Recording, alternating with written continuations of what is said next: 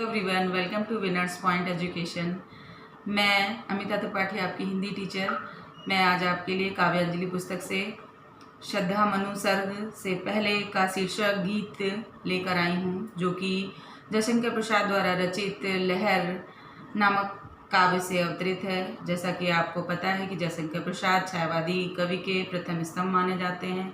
छायावादी कवियों में उनका प्रमुख स्थान है, प्रतिनिधित्व उन्होंने किया है। तो देखते हैं हम यहाँ पर गीत के माध्यम से कविवर जयशंकर प्रसाद ने क्या बताने का प्रयास किया है। यहाँ पर जयशंकर प्रसाद ने प्रातःकालीन बेला का मनोहारी चित्रण किया है। प्रातःकालीन बेला में एक सखी दूसरी सखी को जगाते हुए क्या कह रही है, क्या संदेश दे रही है। यहाँ पर कवि ने प्रातःकालीन का वर्णन करते हुए जागरण दिखाया है, अर्थात कि मनुष्य जब प्रातःकालीन बेला में उठता है तो उसे कितनी चीज़ों की प्राप्ति हो जाती है। तो आइए देखते हैं गीत कविता के माध्यम से। बीत विभावरी जागरी, अंबर पनघट डुबो रही, तारा घट उषा नागरी। बीत विभावरी जागरी, अंबर पनघट में डुबो रही, तारा घट उषा नागरी। खग कुलकुल सा बोल रहा, किसलय का अंचल डोल रहा।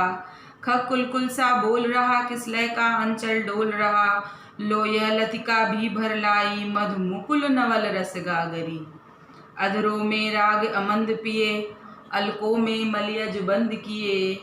तू अब तक सोई है आली, आंखों में भरे बिहागरी। बीत विभावरी जागरी, अर्थात कहने का तात्पर्य यह है कि यहाँ गीत के माध्यम से कवि ने एक उषा काल का सुंदर चित्रण वर्णन किया है।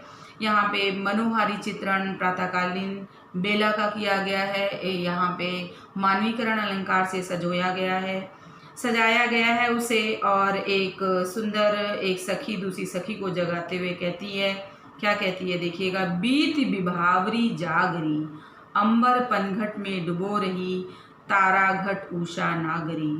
पहले तो ये देख लीजिएगा कि शब्दार्थ क्या है। विभावरी से तात्पर्य है रात्र, अंबर आकाश, पनघट कुआं, घट घड़ा, उषा सवेरा, नागरी से तात्पर्य है नायिका महिला।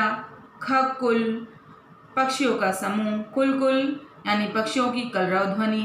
किसलय नया पत्ता, अंचल माने आंचल होता है, लतिका लता बेल, मधु से तात्पर्य है मकरंद, रस मुकुल कली, नवल माने नया, अधर माने होंठ, अमंद तीव्र अधिक, अलग यहाँ केस से तात्पर्य है। बाल जिसे हम कहते हैं, मलयज यानी मलय पर्वत से आने वाले सुगंधित पवन। आली यहाँ सखी को संबोधित किया गया है। विहाग रात्रि के प्रहर में गाया जाने वाला ये गीत है, जिसे गाने के बाद निद्रा अच्छी आती है। तो देखिएगा एक सखी दूसरी सखी को जगाते हुए क्या कहती है। बीत विभावरी जागरी, हे सखी बीती माने विभावरी माने रात्रि व्यतीत हो गई है, रात्रि बीत चुकी है और तू अभी तक सोई है, यानी अब रात्रि बीत चुकी है, जागो। क्योंकि अंबर पनघट में डुबो रही, तारा घट उषा नागरी। अंबर रूपी पनघट में, यहाँ पे मानवीकरण अलंकार है। यहाँ एक उषा रूपी चतुर स्त्री का वर्णन है, यानी उषा काल के बेला है, प्रातःकालीन बेला का सुंदर और मनोहारी चित्रण किया गया है। तो अंबर पनघट में डुबो रही, तारा घट उषा नागरी। अंबर रूपी पनघट में तारों रूपी घड़े को उषा रूपी चतुर स्त्री, नागरी यहाँ स्त्री से तात्पर्य है, उषा रूपी चतुर स्त्री ने भर लिया है। अर्थात फिर से देखिएगा, अंबर रूपी पनघट जहाँ पानी भरने स्त्रियाँ जाती हैं, गाँव में प्रातःकालीन बेला में स्त्रियाँ अपने घड़े को भरने पनघट पर जाती हैं। तो अंबर पनघट में डुबो रही, तारा घट उषा नागरी। अंबर रूपी पनघट में उषा रूपी चतुर स्त्री ने तारों रूपी घड़े को भर लिया है और तू अभी तक सो रही है। आगे वर्णन कर रही हैं, आगे कह रही हैं अपनी सखी से कि खग कुल सा बोल रहा, किसलय का अंचल डोल रहा। यहाँ कह रही हैं कि खग अर्थात यहाँ पक्षी से तात्पर्य है, खग यानी पक्षी, कुल यहाँ ने पूरा पक्षियों का समूह कलरव की ध्वनि कर रहा है, और किसलय का अंचल डोल रहा। यहाँ किसलय से तात्पर्य है नवीन कोमल पत्तों से तात्पर्य है कि किसलय का अंचल डोल रहा, किसलय का आंचल मानो डोलने लगा है। क्यों डोल रहा है? क्योंकि हवा चल रही है, तो हवा के चलने से नए पत्तों का आंचल मानो डोलने सा लगा है।